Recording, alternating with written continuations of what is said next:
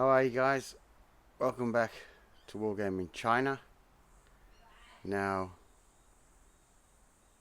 this channel, as you know, focuses on the War of Resistance from 1931 to 1945, and I always try to bring you things that I don't think anyone else has covered. So what you're looking at is my versions of Type 1010s medium machine guns, and they are serving with my Yunnan forces and with my Salt Gabelle. Now, the 1010s story can't be told without telling the story of the M1917 Browning. Now, John Moses Browning, the American firearms designer, is a legend, and he doesn't need any introduction from me. John Browning had been working on a belt-fed water-cooled machine gun since 1900. By 1917, he had finished his design. It was trialed by the US Ordnance Department in May 1917 at the Springfield Armory. The test proved the design was reliable and robust enough for US military service after a couple of changes, using the M1906-3006 cartridge. Now, by June 1918, the weapon was being manufactured by Westinghouse, Remington and Colt. Now, only Colt held the license, held the patent. The others were just building it under license. Now, Westinghouse produced over 30,000 of these machine guns by the end of by the armistice. But even though American production was legendary, actually on the ground in France, the main machine gun of the American Expeditionary Force was the Hotchkiss. Now, the Browning M1917 would go on production, but only by Colt, because they were the only ones that held the patent. Now, in 1919, they introduced a commercial model. Now, this model was intended to sell to foreign militaries and private individuals, and there were a number of changes between the 1917 and the model 1919 commercial. Now, it gets confusing because Colt were also producing the M1919, which was a air-cooled version of this machine gun. They were also producing an M1919 automatic rifle, a Browning automatic rifle, and they were also working on the M1919 heavy machine gun that would go on to be called the M2. So around about 1931, Colt decided that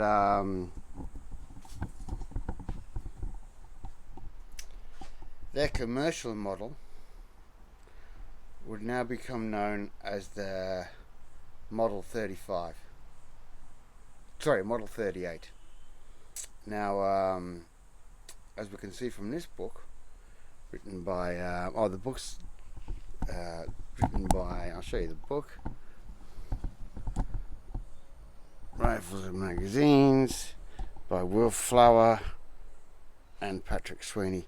And the book was published in 2007. And if we look here what they say about the Browning machine gun was a natural for the Chinese market. All you needed was a supply of barrels chambered in 7.92 by 57mm, and the receiver would work forever. While making one at a local workshop would have been a daunting task, Colt found it easy to produce a model in that caliber. It was made by Colt from 1919 to 1939 and used until 1949. Now, that's a book from 2007, and it's one of the few books that I have that has a picture of the Colt commercial model. Now, I'm going to go back to Colt now.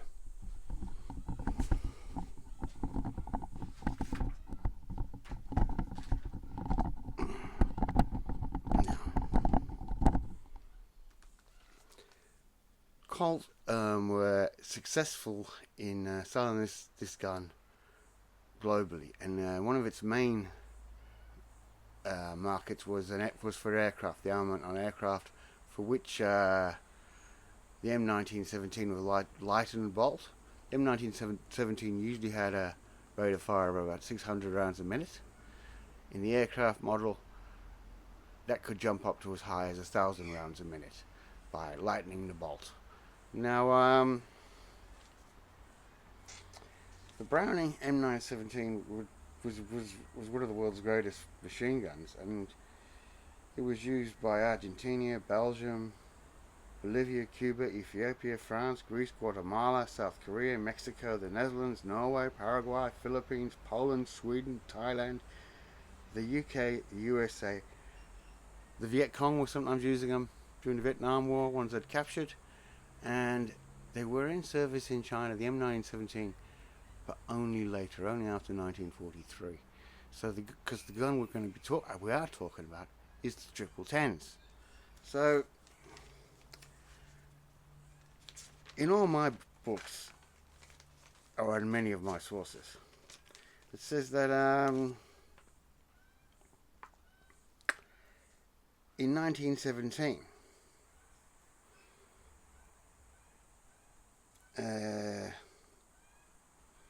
apparently in 1917, a US citizen took a Colt Model 1919. You see, there's the date wrong. I think the date 1917 is wrong. But anyway, an American citizen took the commercial model called a single gun to China, hoping to sell it for a profit. Now, it must have been in Hanyang, because the superintendent of the Hanyang arsenal, Yang Wenkai, advised Wu Pei-fu, who the American was trying to sell the gun to, that it would be possible to reverse engineer and copy the weapon. The unknown American was then thrown in prison. The weapon seized and taken to the Hanyang arsenal, and about 4 months later, the Hanyang arsenal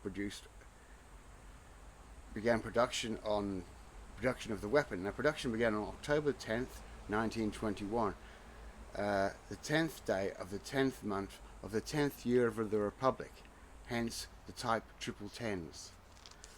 Now, the weapon will be built by 4 different arsenals: Hanyang, Huaiyang, Gongxiang, and Gongxiang. Each arsenal made subtle production changes to the tripod locking systems. About 10,000 were built between 1921 and 45. Now, because it was reverse engineered, the gun never functioned with the same reliability of the original M1917. Indeed, when the Chinese Ordnance Office examined the weapon, it was found that none of the test guns could fire more than 200 rounds without a stoppage. And many parts of this weapon were poorly fitted, so many parts of this weapon had chains attached to them to prevent loss. However, regardless of all these faults, the Type 1010 was the most common MG found in China until the 1920s, and was still in service up until the end of the Civil War. Now, we're going to now have a look at the works I've already named: Fowler and Sweeney, and the main works I've drawn from are Bin Shi, and I'm going to be using one illustration from Jowett. So now we're going to go. I'm just going to open a beer. Thirsty work, this.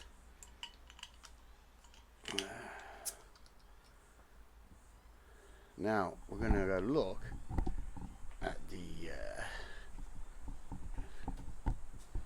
2 machine guns. Just have to set up my tripod.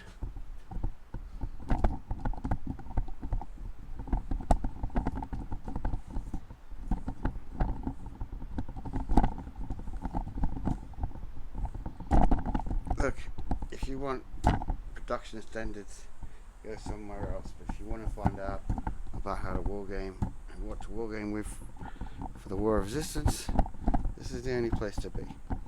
Now then.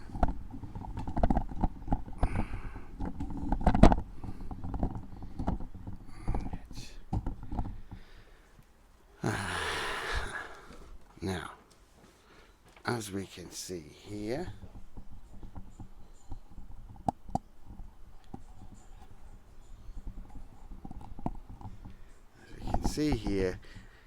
this is the Browning commercial model. Oh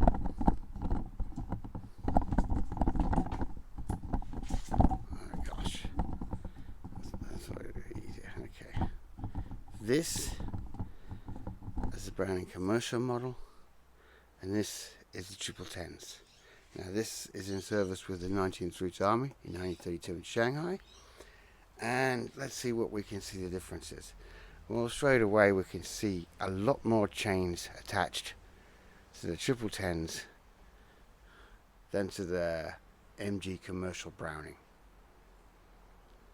Also, we can see that the mount and the locking mechanism especially are slightly different, and this is because every arsenal that produced the 310, the 1010s, had some variation on the locking systems for the tripod. But as we can see, the difference with the plate here, no plate there, visually there is, so you can see here the locking nut here to attach it. So a great many differences between the 1010s and the max and the commercial M1919 or the MG38, Colt MG38 as it would become known. And there again, as a quick reminder of what the M1917 looks like. So with all this said, yes, the weapon was not as reliable as the original. Yes, the Chinese chambered it in a 7.92 Mauser. And after they had managed to reverse engineer it, they released the hapless American, and he went on his way. And not much luck with my tripod today. He released the hapless American and he went on his way, and production began, as I said, on October the 10th. Now, in my armies, you can field Type 10s with most Chinese armies. Now, I have fielded them with my Yunnan forces, and again, from this channel you won't learn from my mistakes, because the condenser can, I've never seen it in service with Chinese guns. And as I said, I've been making my armies over 15 years now, so I'm learning all the time, and I'm not afraid to show you my mistakes. So if you are going to field a 1010s and use a Browning as a stand-in, and let's face it, in 20mm you can get away with that, then get rid of the condenser can.